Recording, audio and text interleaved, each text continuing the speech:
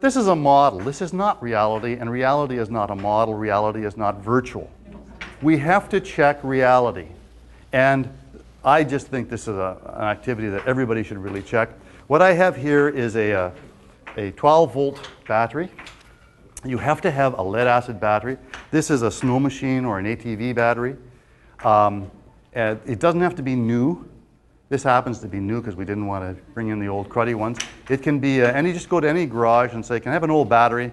Charge it up as much as you want, because when people get rid of their batteries, they usually get rid of them in the winter when they're hard to use. You take them into the classroom, have them charged up, they'll work fine for this demonstration. But the only danger in a lead-acid battery is if you charge it up yourself, it produces hydrogen, so you have to make sure that you never charge it up with a, like in a confined area, because the hydrogen can build up to explosive levels. So just, you know, on your counter in your prep room is fine to charge up the battery.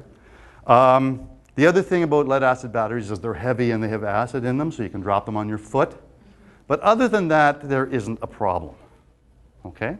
Now, what we're going to do is use this battery to actually make a short circuit. I'll just place it on the floor here so that you can all see what you're doing.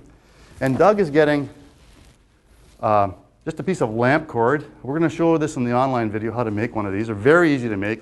You buy a lamp cord at the local hardware store because it's cheap, and then you separate the two strands, make it into a big loop like this. I'd like you all to come into this and grab the wire with one hand. Now you're going to have to get up close and personal because our wire's not that long, but that's all right. We're all adults here. Just think how much fun the kids will have. Come on in, get up. Because I'm going to have to hook up this battery to the wire to the battery. Okay, you can. I'll kneel down a little bit. I was just hold it with one hand and grasp it fairly firmly. Okay. Now with students, I always tell them that this is not a macho contest. The idea is not who can hold on the longest, right? If it gets uncomfortably warm, let it go, right? In fact, now I'm going to have to pull this down a little bit, sorry, so I can make the connection. When I hook it up, there's going to be a little bit of a spark. I always mention this also because some people get nervous about sparks. There's nothing to worry about.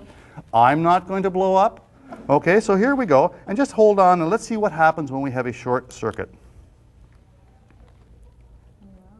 Are you getting it? Okay. Reality is not virtual. We model what happens when the light bulb gets up. I'll just disconnect it now. Because you guys were way too macho.